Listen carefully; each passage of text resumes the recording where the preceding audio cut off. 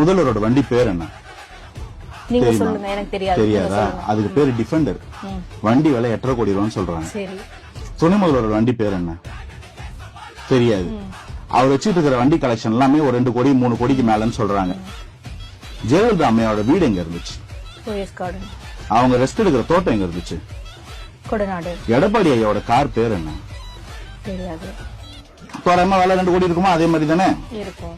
எளிய அரசியல் பண்ற சீமானோட கார் பேர் என்ன? விலை என்ன? தெரியாது.